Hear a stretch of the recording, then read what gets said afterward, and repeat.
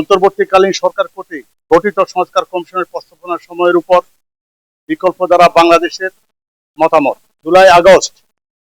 ছাত্র গণ অভ্যুত্থানে গঠিত অন্তর্বর্তী সরকার কর্তৃক গণ আকাঙ্ক্ষার ভবিষ্যৎ বাংলাদেশের সংবিধান এবং সাংবিধানিক প্রতিষ্ঠান, বিচার বিভাগ, জনপ্রশাসন, নির্বাচন কমিশন,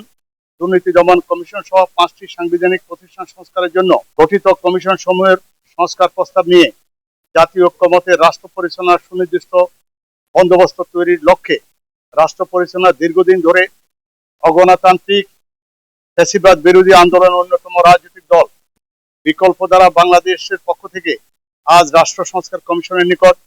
দেশের জনগণের আকাঙ্ক্ষা অনুযায়ী চলমান প্রস্তাবিত সংস্কার সমূহের উপর আমাদের মতামত পেশ করেছি। সংস্কার কমিশনের প্রস্তাবিত সংবিধান সংস্কার কমিশনের প্রস্তাবনা নাগরিকতন্ত্র, সংবিধানের মূলনীতি, রাষ্ট্রের মূলনীতি, মৌলিক অধিকার ও স্বাধীনতা, আইনসভা, নিম্নকক্ষ, উচ্চকক্ষ, নির্বাহী বিভাগ, রাষ্ট্রপতি, প্রধানমন্ত্রী, অন্তর্বর্তী সরকার, প্রধান উপদেষ্টা, বিচার বিভাগ, অধস্তন আদালত, স্থানীয় সরকার, সংবিধান কমিশনের সমূহের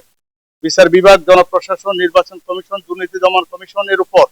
প্রদত্ত প্রস্তাবনা সমূহের পুঙ্খানুপুঙ্খানুভাবে আমরা আলোচনা করেছি। বিকল্প দ্বারা কেন্দ্রীয় কমিটির পর্যায়ে আমরা বেশ কিছুদিন থেকেই এটার উপরে পর্যালোচনা করে আমরা এই মতে আমরা ঐক্যমতে পৌঁছেছি যে এই সংস্কার কমিশনের প্রস্তাবনা সময়ের মধ্যে সংবিধান সংস্কার কমিশন, বিচার বিভাগ সংস্কার কমিশন, নির্বাচন কমিশন সংস্কার, দুর্নীতি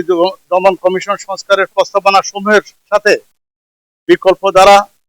সম্পূর্ণভাবে একমত। শুধুমাত্র জনপ্রশাসন সংস্কার কমিশনের প্রস্তাবনার মধ্যেই পৌরসভার নির্বাচন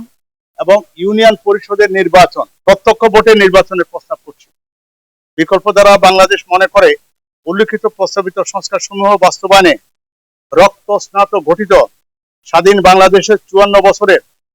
জনগণের দীর্ঘদিনের আকাঙ্ক্ষা বাস্তবায়নের সুদূর প্রসারী রোড ম্যাপ তৈরির পথ প্রশস্ত হবে। 18 কোটি মানুষের মধ্যে সকল শ্রেণী পেশার জনগণের মৌলিক মানবিক মর্যাদা, ন্যায় বিচার ভিত্তিক সমাজ প্রতিষ্ঠা, আইনের শাসন, কার্যকর গণতন্ত্র, কর্মমুখী, দুর্নীতিমুক্ত স্বাধীন অর্থনীতি গড়ে উঠবে।